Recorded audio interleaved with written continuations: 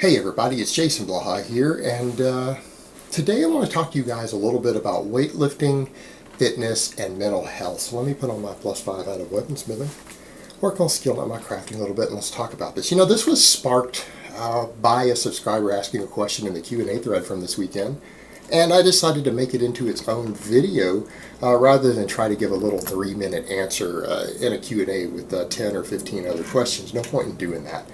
And he noted that he's suffering depression. He had gone in and talked to a specialist and everything about it, a counselor, I suppose, and he was told one of the things they want him to do is focus on exercise, good nutrition, good hygiene. And you know what? That's good advice because those are things that are associated with improved mental health and improvements on depression, anxiety, everything else. And I can say that for me, one of the reasons I originally got into heavy weightlifting was as a form of stress management, a form of anger management. Because again, me personally, I have my own history of childhood abuse and everything. I've suffered my own history of depression and things as a result of that, and I have always found weightlifting to be extremely therapeutic. Extremely therapeutic. And all exercise has the capacity to be therapeutic, and I can get to that in a minute. But as far as weightlifting goes, for me, when I'm angry, I have things that are bothering me. I have things that I don't know how to express, just historically at different points in my life, just frustrations that I've dealt with. Again, I have PTSD, I have had suffered from depression, things like that. So for me, weightlifting has been a fantastic way to just relieve that stress and do something physical that's relatively extreme. Again, deadlifting a heavy weight's pretty extreme. Squatting a heavy weight's pretty extreme in terms of physical demand upon the body in a short period of time. And I've always found that when I'm really stressed, I'm upset at someone, instead of screaming and yelling or going and hitting something or being angry outwardly, I find that I can channel that anger into a piece of metal in which no person gets hurt, and it suffers, no one suffers for it. And as a result of that, I'm doing something that's constructive instead, because lifting weights will make you stronger, it will build your body. And it's a way to get out pent up aggression, pent up anger, pent up frustration, anxiety, those things. And I've always found that sometimes after a good lifting session, nice heavy deadlifting or something, it feels afterwards like just a yoke has been lifted off of my shoulders. And I've always found weightlifting to be a fantastic therapeutic tool for me. And again, it's a way to relieve pent up frustration in a way that has a positive outcome. Do something constructive with that energy, something constructive even with that anger sometimes, because sometimes we do get angry when we lift. It's a way to take those otherwise negative emotions and do something with them to not only get them out of your system, but that does something positive for your body and something positive for your life. There is something to be said for feeling strong. And that's a big thing too that's been noted over the years. A lot of people who have suffered any sort of abuse, or whether they're a sexual assault survivor, people who have been in major situations in which they felt weak or helpless at any point because they were not in control of a very negative situation that they were cast into. And that can be everything from victims of terror attacks to soldiers. All sorts of people who have suffered traumatic things, all the way down to childhood abuse or sexual assault, oftentimes have a feeling of powerlessness due to the situation that happened around them or to them. And weightlifting not only is a form of stress relief, but being physically stronger can be a way for people to regain their own inner strength and their own sense of control of the things going on around them, and it can build confidence. It can build comfort. Knowing that you are physically strong, particularly for any person who has ever been in a situation in which they lost control of what was going on around them, that they were not strong enough physically to handle some situation in which they were in because maybe they were abused or something, or a situation in which, just in general, the sense of powerlessness. Being physically strong and knowing that you are stronger than the average person carries with it its own form of stress relief for anyone who's been in those sort of situations. And it's really a fantastic thing because, again, it's a case of People can't always remove that sort of anxiety that goes with suffering any sort of trauma, but being physically stronger and feeling stronger can make people feel less likely to feel helpless. And that's an important thing. That's a very, very important thing for people who suffer various types of trauma. You combine that with the fact that in and of itself it's therapeutic and it makes you healthier.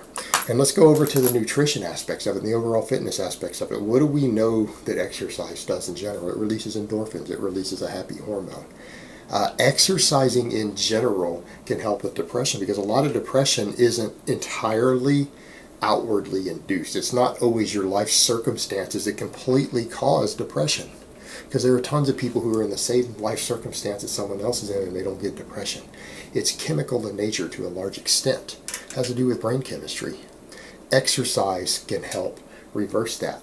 So any form of exercise, cardio, running, weightlifting, everything can contribute towards the release of endorphins, which in and of itself can help counter depression. All right. Then you have the whole aspect of it of if you're fitter and healthier and you are doing something constructive with your body that you know is improving you in a way that makes you stronger, fitter, faster, healthier, improves your quality of life, the way your body feels, you know what? That can be a self-confidence booster. And that's a big deal too with a lot of various mental health issues. Comes with depression, comes with that sense of inadequacy that people have, a sense of worthlessness that people have. When you are doing something positive to improve yourself and you see the results, you feel the results, and you know that your day-to-day life is geared towards improving yourself in some way, it can help with people's low self-esteem. It can help raise their confidence. It can help raise their sense of self-worth. All right, and these are things that are very important for mental health, very important. Then we have the other factors as far as the nutrition end goes. Sure, the nutrition end is important for your confidence because eating well will make you look better, make you feel better physically. Of course it will. So you've got the confidence issue of it, but then there's also the fact that we have the chemical aspect. Eating a really bad diet can in and of itself exacerbate various issues. It can exacerbate depression, it can exacerbate anxiety. Just having an imbalanced diet, a bad diet, can make these things worse. Improving your diet improves every aspect of your body. People who have lower blood pressure and better cardiovascular system handle anxiety attacks a little better. People who don't have deficiencies in vitamins and have stable blood sugar levels are less likely to have mood swings, less likely to have depression issues, because you are helping on the chemistry end of these things. You're helping on the chemistry end of these things, and you're helping with the physiological effects of various forms of mental illness. So nutrition even plays a role. Diet, exercise, all of these things can play a role in having good mental health. And they do so on multiple levels. They do so on the level of stress relief. They do so on the level of building confidence. They do so on the level of building your self-esteem, your sense of self-worth, of pursuing positive goals. And that's one of the big things too. Almost any form of mental health issue can be offset to some extent by doing anything that's positive. In any aspect of your life, just reaching towards positive goals that you know will improve you as a person or improve your quality of life in any way and in a meaningful way, working towards those goals in and of itself can help pull people out of depression. In and of itself can help control anxiety. It can help with these things. And so exercise and fitness and nutrition and weightlifting, these things are really, really critical components to mental health. Absolutely critical components to mental health. And I love the fact that you had a practitioner who told him, hey, I want you to focus more on exercise. I want you to focus more on a good diet.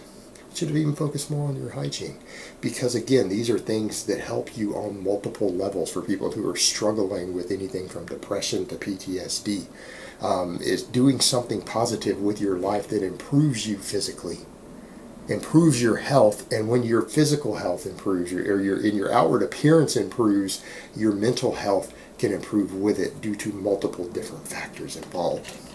And so it's really one of the first things that we need to be looking at always when it comes to various mental health issues is physical fitness. It is one of the most powerful tools that we have due to the plethora of benefits it has in this regard towards improving people's mental state and mental health who are suffering from any sort of issue, any sort of depression or anxiety or anything else. Physical fitness is a very, very valuable therapeutic tool. Absolutely valuable therapeutic tool for maintaining good mental health. Alright guys, but that's really all I have to say on that today. I hope it's been informative, and I will talk to you guys next time.